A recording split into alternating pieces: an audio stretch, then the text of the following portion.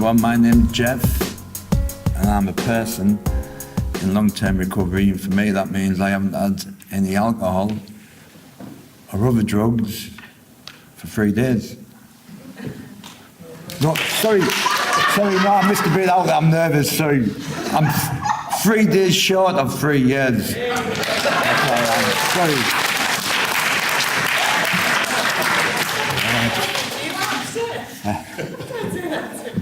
My lot's looking at me over there and thinking, just a bit of nerves there, that's all that was. Yeah, do you know what? I just want to start off by saying that it's an honour and a privilege to be stood up here talking in front of you good people today. You know, I think it's an honour to be able to stand there and talk about recovery. I was going to say comfortable talking about that, but I'm not that comfortable. And it's a privilege to be at this event, because this is a prestigious event in the recovery calendar, you know, and thank you. I'm ready for all this. I'm Tony, right? Before I start giving me a share, I just want to give you a little what goes on in my head, right? Because 2 months ago, Tony asked me, you asked me to say, you're going to do a share, go and see Tony. And I'm thinking, oh God, why me? Why are you picking on me? I don't want to do a share. And I'm like, I wish I'd never done this. But 2 years ago in Durham, when you were in Durham, we didn't have all the speakers and you were looking about for people to do shares. And I'm like, oh no, don't ask me. Don't ask me. And I was the same, don't ask me. And you didn't ask us. And after the event, I thought, why didn't you ask me? No, why didn't you ask me? Do you not like me or something? Do you not think I'm good enough to stand up here and give my share? So if you ask us, I'm calling you. And if you don't ask us, I'm calling you. You can't win with me. But that's the sort of conflict I've got going on in my head. And I just want to say thank you for the food. It was very nice. And that's my own main. Before I go into the story, the main issue is food today. You know, I haven't had any mind-altering substances for 3 years coming up. But I still have a lot of conflict when I go to a table like that, when it's a buffet and you can sort of pick anything you want. You know, could be like the rational side of my head says, you know, just Jeff, you know what you like, just have one, you know. Don't have any more than one, you know, you've got love handles that nobody's grabbing, you know what I mean? But I've got that other voice in my head that says, you know, what about me? You know, I like that lasagna. You know, I like mince and potato pies. You know, so I've got this conflict going on with around about food, and I need to sort that out. You know, and I'm working on it. So yeah, my story is,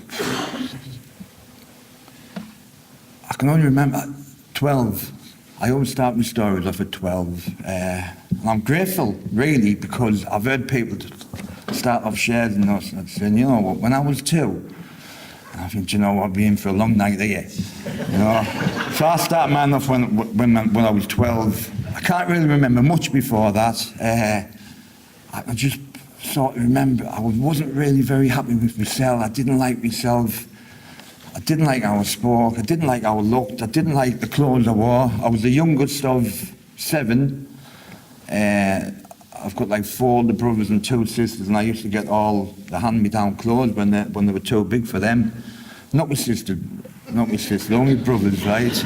It's got all my brothers' clothes. So everybody knew, obviously when I went to school, everybody knew I was wearing my older brother's clothes. Everybody knew this. So I didn't like how I looked. And I didn't like how I spoke, because I don't think it was bad as how I think it was, but I had like a bit of a lisp or short tongue, I called it. My name is Jeff, or Jeffrey, and I couldn't say F's. The F's came out as K's. We R's were like Jonathan Wasses, came out as W's. So my name was Jeffrey, you know. Oh, don't be mean. So my name was Jeffrey, and I just used to proper frustrate me when people would ask me my name, and I'm like, Jeffrey, and they would laugh at us, and so I had to sort of think of a way how they wouldn't laugh at me. They would like sort of laugh, not at me, but with me. So I became pretty witty when I was younger, when I was 12. I don't know what's happened to that bit today, but I was quite funny, you know. I was quite good at telling jokes and being the class clown and stuff like that. And that was me. If I couldn't be funny and I couldn't make people laugh, because I was very insecure, and I would just put people down. To me, that was just as good as making them laugh, putting them down, making them feel worse than me. And I'd done that all through my life without even realising. So yeah, when I was 12, I first started using it with solvents. Pointing over there, but it's gone, honey. With solvents. The only reason I used that, someone down the wood one day, someone had a glue bag and it was like, do you want a bit of this? And I'm like, why not? That was always me, why not? It was never like, oh, I should never do that, or what will happen, or the consequences to it. It was just, why not? So I tried it and it just took all them insecurities away. It took away how I looked, how I felt, how I spoke. I like to say, sort of took me away from what was going on up here, because I was never any good with the here and now what was going on up here. So yeah, that was solvents when I was 12, you know. And I always talk about, I try and rush through, because when I talk about how it was, I sort of get caught up in it, and I'm on ages, and I know I've only got 15 minutes. So at first it was fun when I was 12, alcohol 15, you know, amphetamine, cannabis when I was 16, ease, coke when I was 17, 18, all the way up when I was 24. It was sort of fun. It never really caused me any problems. I had a job, had a house, I had a lass. My son was about 2. Never really caused me no problems. Well, not to me anyway, maybe there's other people that was, but it was all about other people when you're self-centered and egotistical and all that. So yeah, when I was 24, I can just remember I started getting complaints off my boss because cannabis was like an everyday thing. When I couldn't get cannabis through the week, it was cans, 4 or 5 cans of lager on a night. And my drinking was always constant from Friday to Sunday. And then it was sort of getting to the Monday morning. So my boss was complaining, our lass was nagging, you know, the bairn was wanting money, pocket money and all that. I didn't like the town I was living in. I started disliking my friends all because it was because of them why I was drinking so much. You know, I was an addict, you know, and what I didn't know at the time, it was never my fault. I could always look at somebody or something why I drank like I did. So I've heard this said loads of times. I had this brilliant idea in my head to leave the town I was in, leave my family around us, leave all my support around us, all my friends, leave my job, and move as far away as I could to sort be drinking out, which was Dover. At the time I heard about Dover, all the people doing all the back runs and all that. This was in 96 or something, I think it was. And it seemed like a brilliant idea in my head. And if there's one advice I can give it today, if you ever get any good ideas in your head, and they might seem really good to you at the time, but just share them with somebody else and sort of see how somebody else thinks about them. Because I still get these great ideas today, you know, and I tell other people, and it's like, nah, you maybe shouldn't be doing that, which I'm not going to go into because my lot's over there today. So yeah, that was when I was 24, moved down Dover, and that's when life started to become the problem. I stopped drinking. I'd never touched any heroin. But I got with a lass who was down there who used to take the gear. And the only reason I took gear was I was in their house one night and she was cooking some of it up, cooking the brown stuff up. And she said, do you want me to stick this in you? And I'm like, why not? You know, I'm like, why not? So I can always remember that first one. It was like, I can't remember much about it after it, but I can just remember like my head was getting all heavy in me and my eyes were closed and it was hard to keep my head up. And I just felt like going down. The last thing I can remember was, you know, if I wake up from this, I'm definitely doing this again. And I just felt great, you know, I'm definitely doing this again. And I woke up, I don't know how many hours it was later on the floor. To tell the truth, I was quite comfortable laid on the floor. You know, it might have been a bit mucky in that, but I was quite comfortable down there. So yeah, that's when the second stage we were using and we drinking, it would just become a problem after about 6 months. But it was still a bit fun. That was like the middle stage, it was fun, but it just causing problems all the time. It's like getting arrested, going to jail, robbing people, stuff like that. So I thought, you know what, maybe it was a bad idea coming down Dover. You know, it's Dover's fault. So So I need to cut all this out, but I sort of moved around in other places, you know. I decided it was England's fault, so I moved to a different country, then come back. And after about 5 years, I ended up back where I started from, back in Spinningmoor up in the North East, I forgot to say that. And life was just a problem every day. It wasn't really doing nothing for us, it became a problem. And I tried to stop, and that's the first time I realised about 10 years ago now, it was about 2007, I tried to stop, and like, I don't know, like you might be able to identify, and it was like when you stop and it's like you're off it for a few days, because I could always get off it. And then something in your head just said, just have it once, just have one. You know what I mean? It's like, no, I can't, no, this time it'll be different. So you have that one.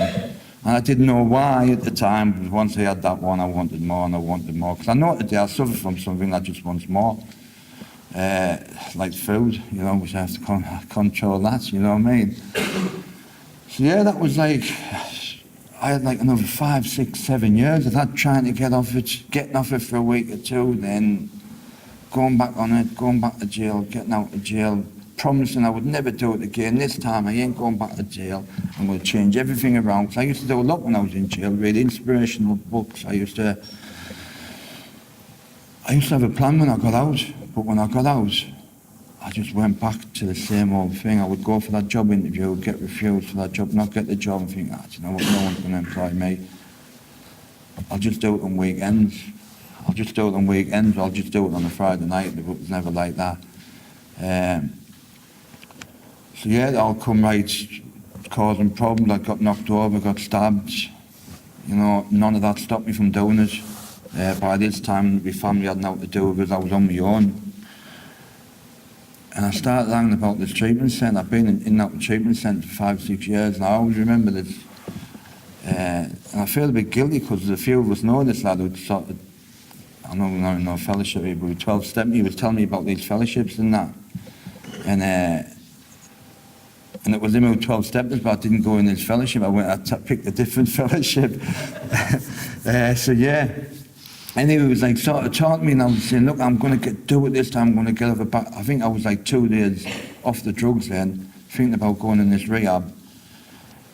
And he said, it's not about getting off the drugs, it's about staying off it, it's about sorting out what's going on up there. He said, it's easy getting off it. He said, you need to sort out what's going up there to stop it. I'm like, yeah, I've had 2 days off it, I've only had a few joints and a couple of sort of clones and some Valium, you know, I'm doing all right. So anyway, I think it was because of him, because I was sort of wavering whether to go into this rehab or not, and it was because of him. He just kept on popping up. He was Glaswegian as well, and I didn't understand. I only understood about 20% of what he said to us, but he must have said something to us. So I went into this treatment centre. I went to a detox first, and I had a bit of resentment about this treatment centre because it was September the 11th, 2 minutes, I can't believe it's been, yeah. So I went into this treatment centre, done the 12 steps. I was going to talk about can I have 5 minutes? No, yeah, I got into this treatment centre, you know what, my life has just completely changed. I took the recovery straight away. When it was explained to us about, because I believe I suffer from an addiction today, from an illness, I can't put a substance in my body, and I have to accept that. And I've just done everything I can just to improve on my life. I was going to talk about Dave and all. There's a few people I was going to talk about, and I missed that. I messed my share up. I'm going to feel bad now. Yeah, so yeah, I've just sort of tried to do the best I can. I'm just going to finish off with this, right, because this has been a dream for me coming down here, because 2 years ago, the recovery walk was in Durham, and the treatment centre took us, and I was on the back of the bus with one of the workers driving it, took us to the walk and all that. And I've heard a lot of people say they need to make goals, and I've always made goals, and I've always strived towards these goals, something I've never done. And I said, right, I think I'll give myself a time limit, you know, 3, 4 years, I want to be working in the treatment centre and driving the bus to one of these walks. And that's what I've done today, you know, 2 years down the line, and took the troops over there, down here. And all that, one word I can say about recovery for me, it's just been amazing. You know, yes, I've had my downs, and I've had, my brother's died in recovery since I've been in recovery. Some died from alcoholism, who couldn't get this, you know, but I'm getting through that, you know, without using, you know, because I know drink or drugs aren't the answer today, you know. I know there's a new way of life. And if there's anyone out there tonight, today, whatever time it is, right, who's struggling, right, I don't know, just whatever it is you're doing, just do it to the best you can, you know. Don't sort of think it's better out there. Because it was said to me, you know, if recovery doesn't work, the drink or drugs are always waiting for you out there, you know, they're never going away. So just give it 3 months. Or if you're already 3 months, give it another 3 months, because that's what I did at the beginning. Now I'm like 3 years, and it was like, as I say, I've done it one day at a time. And I hope there's anyone got anything off that today, right? Yeah, thank you very much.